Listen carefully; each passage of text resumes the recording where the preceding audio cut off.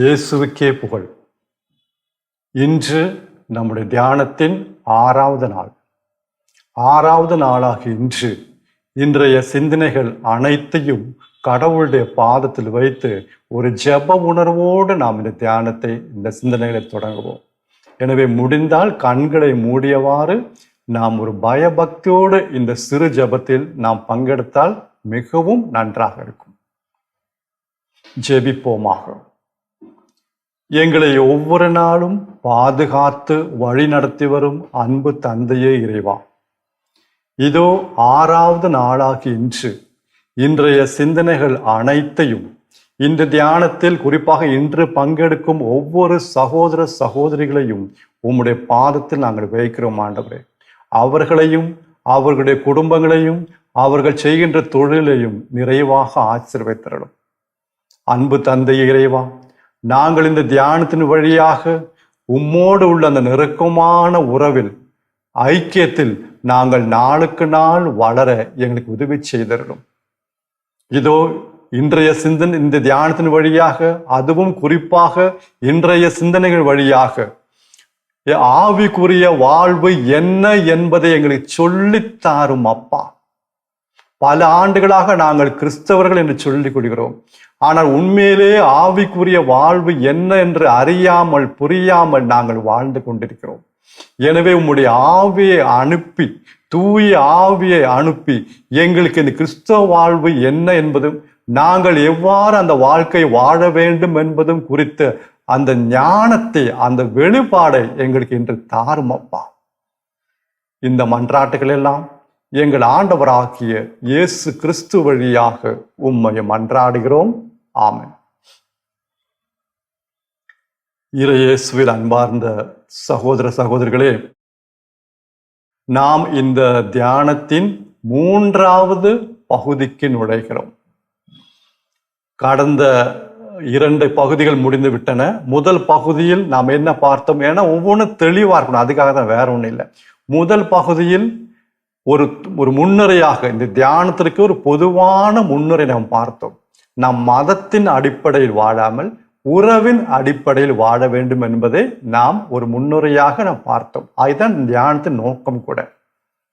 2வது பகுதியில் நாம் ஆண்டவராகிய இயேசு கிறிஸ்துவின் சிலுவை மரணத்தை குறித்த சில அடிப்படையான காரியங்களை, பேசிக்கான காரியங்களை நாம் தியானித்தோம். அது மிக முக்கியமானது. ஏன்னா அதற்கு பிறகுதான் நாம் இப்பொழுது 3வது பகுதிக்கு வருகிறோம்.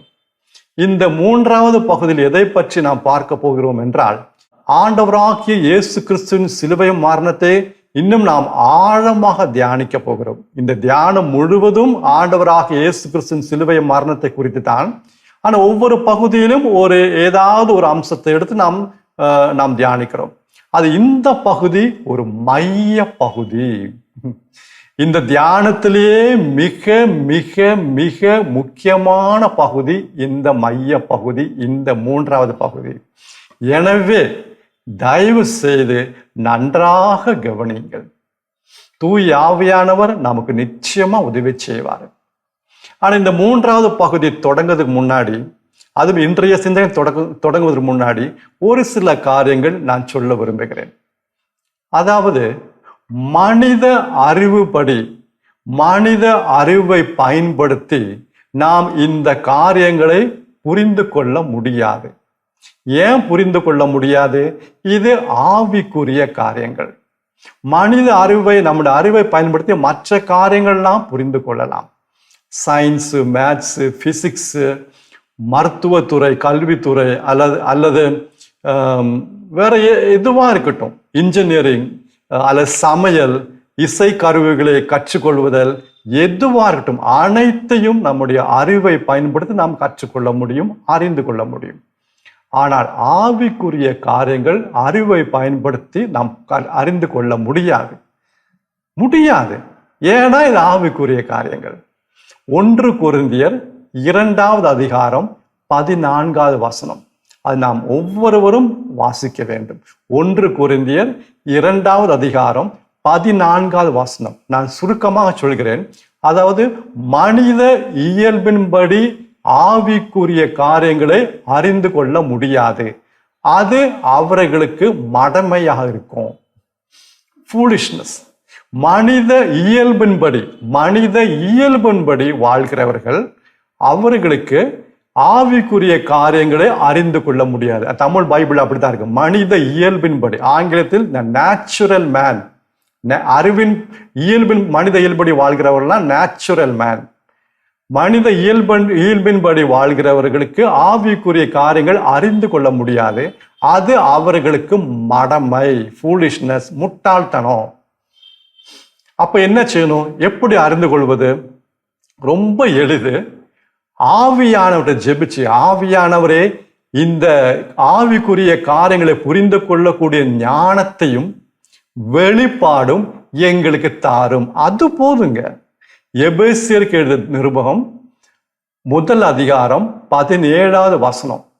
The letter to the Ephesians chapter 1 verse 17. எபேசியர் 1 அதிகாரம் 17வது வசனம். அங்கே பவுலடிகளார் எபேசியர் சபைக்காக ஜெபிக்கிறார். உங்களுக்கு கடவுள் ஞானத்தையும் வெளிப்பாடும் தரும் ஆவியை அருள்வாராக. அப்பதான் இதெல்லாம் புரிந்து கொள்ள முடியும். பவுலடிகளார் என்ன சொல்றாருன்னா, இதை நீங்க 10 முறை வாசிச்சாலும் உங்களுக்கு புரிந்து கொள்ள முடியாது. அறிவின்படி 10 முறை வாசிச்சா புரிந்து கொள்ளலாம். மேத்ஸ், சயின்ஸ், இங்கிலீஷ் எல்லாம் வாசிச்சு நீங்க புரிந்து கொள்ளலாம். இது வாசிச்சா புரியாது. இது கடவுளே உங்களுக்கு ஞானத்தையும் வெளிப்பாடும் தந்தா தான் முடியும். அதற்காக ஜெபிக்கிறேன்னு சொல்லி ஜெபிக்கிறார். அப்ப இந்த சிறு ஜெபம் எபேசியர் 1:17 அந்த ஜெபத்தை நீங்க சொன்னீங்கன்னா, நம்ம சொன்னோம்னா அவ்வளவு அருமையா தூய ஆவியா நமக்கு உதவி செய்வார். ஏன் இவ்வளவும் சொல்லி ஆரம்பிக்கிறேன்னா, மனித அறிவின்படி இந்த காரியங்கள், குறிப்பாக இந்த பகுதியில் சொல்லப்படுகிற காரியங்கள் புரிந்து கொள்ளவே முடியவே முடியாது. தலைக்கீழா நின்றா கூட முடியாது. நீங்க வேணா பாருங்களேன். ஆனா யாரெல்லாம் ஆவியானவர்கள் ஜெபிச்சு வந்து பங்கெடுக்கிறார்களோ, இதை கேட்கிறார்களோ, அவர்கள் சிறு குழந்தைகள் போல அவர்கள் கற்றுக்கொள்வார்கள். அன்பார்ந்தவர்களே, இந்த ஆவிக்குரிய வாழ்வு என்னங்கிறத பல ஆண்டுகளாக எனக்கு புரியாம இருந்துச்சு. கிறிஸ்தவ வாழ்வு உண்மையிலேயே என்ன என்பது புரியல. சிறு வயதிலிருந்தே கோயிலுக்கு போறேன், பூசைக்கு போறேன், திருப்பலியில் பங்கெடுக்கிறேன், ஜெபிக்கிறேன், பைபிள் வாசிக்கிறேன். என்னமோ ஒண்ணு மிஸ் ஆகுது. குருப்பட்டம் பெற்றேன், குருத்துவ வாழ்க்கை வாழ்கிறேன், திருப்பலி நிறைவேற்றுகிறேன், பிரசங்கம் பண்றேன், நற்செய்தி கூட்டங்கள்லாம் போறேன். ஆனா எங்கேயோ என்னமோ மிஸ் ஆகுது. ஏதோ ஒண்ணு எங்கேயோ மிஸ் ஆகுது அப்படின்னு என்னுடைய வாழ்க்கையில ஒரு சந்தேகம் இருந்துட்டே இருந்துச்சு. அப்புறம்தான் கடவுள் காட்டினாரு, ஆவிக்குரிய வாழ்வு உண்மையிலேயே கிறிஸ்தவ வாழ்வு என்றால் என்ன என்பதை அருமையாக அழகாக எனக்கு சொல்லி கொடுத்தார். அது என்னுடைய வாழ்க்கையிலிருந்து, என்னுடைய அனுபவத்திலிருந்து கடவுள் சொல்லி கொடுத்ததை நான் உங்களுக்கு பகிர்ந்து கொள்கிறேன். இது கடவுளே, தூய ஆவியானவரே உங்களுடைய உள்ளங்களை திறந்தால்தான் புரிந்து கொள்ள முடியும், இல்லை என்றால் புரிந்து கொள்ள முடியாது. பயப்பட வேண்டாம். நிச்சயமா தூய ஆவியானவர் உதவி செய்வார். எனக்கு உதவி செய்த அதே ஆவியானவர் உங்களுக்கும் உதவி செய்வார். பாரபட்சம் கிடையாது. அன்பான சகோதர சகோதரிகளே, ஆண்டவராகிய இயேசு கிறிஸ்துவுக்கு பல தலைப்பு உண்டு, டைட்டில்ஸ் உண்டு. அதுல 2 டைட்டில்ஸ் தலைப்பு நாம் தியானிக்க போகிறோம். இது எத்தனை பேர் இந்த தலைப்பை கேட்டிருக்காங்கன்னு தெரியாது. பாருங்க, ஆண்டவராகிய இயேசு கிறிஸ்துக்கு ஒரு டைட்டில், ஒரு தலைப்பு கடைசி ஆதாம் என்ற ஒரு தலைப்பு உண்டு. த லாஸ்ட் ஆடம், கடைசி ஆதாம். இன்னொரு தலைப்பு இயேசு கிறிஸ்துக்கு உள்ளது, 2ஆம் மனிதன், த செகண்ட் மேன். இந்த 2 தலைப்பு நாம் சரியாக புரிந்து கொண்டால்தான் கிறிஸ்துவ வாழ்வை புரிந்து கொள்ள முடியும். முதல் தலைப்பு என்ன? இயேசு கிறிஸ்துவோட தலைப்பு என்ன? கடைசி ஆதாம். அது எங்க வருகிறது? 1 கொரிந்தியர் 15வது அதிகாரம் 45வது வசனம். மீண்டும் கூறுகிறேன், 1 கொரிந்தியர் 15வது அதிகாரம் 45வது வசனத்துல இயேசு கிறிஸ்துவை கடைசி ஆதாம் என்று அழைக்கப்படுகிறது. அந்த வசனத்தில் சொல்லுது. அடுத்தது, இயேசு கிறிஸ்துவை 2ஆம் மனிதன், த செகண்ட் மேன் என்று சொல்லப்படுகிற பகுதி எங்க வருகிறது என்றால், அதே அதிகாரம் 1 கொரிந்தியர் 15வது அதிகாரம் 47வது வசனம். 1 கொரிந்தியர் 15வது அதிகாரம் 47வது வசனத்துல இயேசு கிறிஸ்துவுக்கு இன்னொரு தலைப்பு 2ஆம் மனிதன், செகண்ட் மேன். இப்ப பாருங்க, இந்த தலைப்பே நமக்கு எல்லாம் சொல்லி தருகிறது. எக்ஸ்ட்ரா கூட தேவையில்லை, எக்ஸ்ட்ரா பார்ப்போம். ஆனா தலைப்பே பாருங்களேன். இயேசு கிறிஸ்துவோட முதல் தலைப்பு என்ன பார்த்தோம்? கடைசி ஆதாம். அப்படின்னா அதோட இயேசு கிறிஸ்துவோட, அந்த இயேசு கிறிஸ்துவோட, அந்த இயேசுவோட அந்த ஆதாமின் வம்சம் முடிவடைகிறது. கடைசி ஆதாம், ஆதாம் இயேசுவோட அந்த ஆதாமுடைய வம்சம் முழுவதும் முடிவடைகிறது. இட் கம்ஸ் டு எண்ட், முடிஞ்சிருச்சு. அதான் கடைசி ஆதாம். இனிமேல் ஆதாமின் வம்சம் கிடையாது. அந்த வார்த்தை தெளிவா இருக்கு. அறிவை பயன்படுத்தாதீங்க, ஆவியான துணையோட நீங்க கேளுங்க. கடைசி ஆதாம். அப்ப 2வது மனிதன்னா, ஏன்னா ஆதாமுடைய ஆதாம் முதல் மனிதன், அந்த ஆதாமுடைய வம்சம் முழுவதும் இயேசுவோட முடிஞ்சிருச்சு. அப்ப வேற மனிதன் 2ஆம் மனிதன், புதிய மனிதன், ஆண்டவராகிய இயேசு கிறிஸ்து, த செகண்ட் மேன். இடையில வேற யாரும் கிடையாது. ஆதாமுக்கும், முதல் ஆதாமுக்கும் இந்த 2ஆம் மனிதனுக்கும் இடை வேற யாரும் கிடையாது. ஏன்னா ஆதாமுடைய வம்சம் முழுவதும் இயேசுவோட முடிவடைந்து விட்டது. கடைசி ஆதாம். அடுத்த செகண்ட் மேன், 2ஆம் மனிதன், ஆண்டவராகிய இயேசு கிறிஸ்து. சரி, இப்ப இந்த 2 தலைப்பையும் இது என்னங்கிறத நாம் பார்ப்போம். இதை புரிந்து கொண்டால்தான் கிறிஸ்துவ வாழ்வை நாம் புரிந்து கொள்ள முடியும், அறிந்து கொள்ள முடியும். ஆதாம், நம்முடைய தொடக்கத்தில் நாம் போவோம். கடவுள் ஆதாமை, அதாவது முதல் மனிதனை படைத்தார். கடவுள் தம்முடைய சாயலாக ஆதாமை படைத்தார். அப்புறம் நமக்கு தெரியும், ஆதாம் பாவம் செய்து விட்டார். அதாவது ஒரு குறிப்பிட்ட மரத்தின் கனியை உண்ணக்கூடாது என்று கடவுள் சொன்னார். ஆனா ஆதாம் அந்த கனியை உண்டார். அப்படி ஆதாம் பாவம் செய்தார். அப்படி பாவம்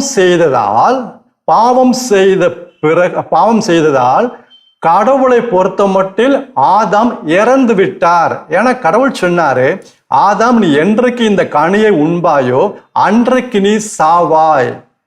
அந்த வசனம் எங்க வருதுன்னா, தொடக்க நூல், த புக் ஆஃப் ஜெனசிஸ், தொடக்க நூல் 2வது அதிகாரம் 17வது வசனம். தொடக்க நூல் 2வது அதிகாரம் 17வது வசனம். கடவுள் ஒரு மரத்தை சுட்டி காட்டி ஆதாம்கிட்ட, இந்த மரம், நன்மையும் தீமையும் அறிகின்ற இந்த மரத்தின் கனியை நீ உண்ணக்கூடாது, அப்படி நீ உண்டால் நீ சாவாய், உறுதி. அதாவது என்றைக்கு ஆதாம் இந்த கனியை சாப்பிட்றாரோ அப்பொழுது கடவுளுக்கும் ஆதாம்குள்ள உறவு, நட்புறவு, ஐக்கியம் துண்டிக்கப்படுகிறது. கடவுளை பொறுத்த மட்டும் ஆதாம் இறந்து விட்டாரு. ஏன்னா ஆதாம் பாவம் செய்துட்டாரு, கட்டளை மீறிட்டாரு. இப்போ ஆதாம் பாவம் செய்த உடனே கடவுளை பொறுத்த மட்டில் ஆதாம் இறந்து விட்டாரு. இப்ப நல்ல கவனிங்க. இப்போ ஆதாம் கடவுளை பொறுத்த மட்டில் இறந்த நிலை, செத்த நிலையில் இருக்கிறாரு. இந்த செத்த நிலையில், இந்த இறந்த நிலையில் ஆதாம் பிள்ளைகளை பெற்றெடுக்கிறாரு. ஏன்னா கடவுளுடைய சாயல் ஆதாம்கிட்ட இருந்து போயிருச்சு. இப்ப கடவுளுடைய சாயல் ஆதாம்கிட்ட இல்ல. அந்த ஒரு நிலையில் ஆதாம்க்கு குழந்தைகள் பிறக்கின்றன. இப்ப இந்த குழந்தைகளுக்கு யாருடைய சாயல்? கடவுளுடைய சாயல் கிடையாது, ஆதாமுடைய சாயல் தான் வருது. ஒரு ஆதாம் என்ற மனிதனுடைய சாயல் தான் கிடைக்கிறது. அப்படி ஆதாமிலிருந்து பிறக்கின்ற ஒவ்வொரு குழந்தைகளுக்கும் பிள்ளைகளுக்கும், அதாவது நம்முடைய பெற்றோர் வழியாக பிறக்கின்ற ஒவ்வொரு குழந்தைகளுக்கும் ஆதாமுடைய சாயல் தான் வருகிறது தவிர கடவுளுடைய சாயல் அல்ல. ஏன்னா ஆதாம் மரித்த நிலையில், செத்த நிலையில் குழந்தைகளை பெற்றெடுத்தாரு. இப்படி ஆதாமுடைய வம்சம் இனிமேல் கடவுளுக்கு பயன்படுத்த முடியாது. இதெல்லாம் செத்தவர்களை தான் கடவுள் பார்க்கிறாரு, எல்லாம் இறந்த நிலையில். என்ன செய்வது? கடவுளுடைய சாயல் போயிடுச்சு. யாருக்குமே, ஆதாம்கிட்ட இருந்து யாருக்குமே கடவுளுடைய சாயல் இல்லை, கடவுளுடைய சாயல் இல்லை. இப்ப என்ன செய்யணும்? இந்த வம்சம் இனிமேல் இல்லாமல் ஆக்க வேண்டும். இந்த வம்சம் வேண்டாம். அப்ப என்ன செய்யறாரு கடவுள்? நன்றாக கவனிங்கள், அறிவுபூர்வமா சிந்திக்காதீங்க, கேட்காதீங்க, ஆவிக்குரிய துணையோடு கேளுங்க. அப்ப கடவுள் என்ன அருமையான ஒரு திட்டம் வகுத்தாரு. ஆண்டவராக இயேசு கிறிஸ்துவே தம்முடைய ஒரே பேரான மகனை இந்த உலகத்திற்கு அனுப்பும் பொழுது ஆதாமிடமிருந்து பிறந்த அனைவரையும், உங்களையும் என்னையும், ஆதாமிடமிருந்து பிறந்த ஒவ்வொரு குழந்தைகளையும் இனிமேல் பிறக்க போகின்ற, இன்னும் 50 ஆண்டுகள், 100 ஆண்டுகள், 1000 ஆண்டுகள் கழித்து பிறக்க போகின்ற குழந்தைகள், அவர்கள் ஆதாமின் வம்சத்தில் வரவர்கள் தான். அவர்கள் அனைவரும் இந்த பூமி இருக்கிற வரைக்கும் எந்தெந்த குழந்தை பிறக்கிறதோ அந்த குழந்தைகள் அனைவரையும் கடவுள் இயேசுவுக்குள் வைத்தார். ஏன்னா இதெல்லாம் ஆதாமுடைய வம்சம். எல்லாம் கடவுளுடைய சாயல் இல்லாம பிறக்குது. எல்லாம் நானும் நீங்களும் நம்முடைய பெற்றோர்கள் நாம் இந்த பூமியில் பிறக்கும் பொழுது கடவுளுடைய சாயல் இல்லாம பிறக்கிறோம். அப்போ கடவுள் என்ன செஞ்சாரு? ஆதாமின் வம்சம் முழுவதும் கிறிஸ்துக்குள் வைத்து கிறிஸ்துவை அனுப்பினார். இப்ப ஆண்டவராக இயேசு கிறிஸ்து சிலுவையில் தொங்கிக் கொண்டிருக்கிறாரு. ஆணிகளால் அடிக்கிறாங்க. நம்ம எல்லாம் கிறிஸ்துவுக்குள் இருக்கிறோம். அப்புறம் ஆண்டவராக இயேசு கிறிஸ்து உயிரை விடுகிறாரு. அவர் மரித்து விட்டார், சிலுவையில் இறந்து விட்டார். அவர்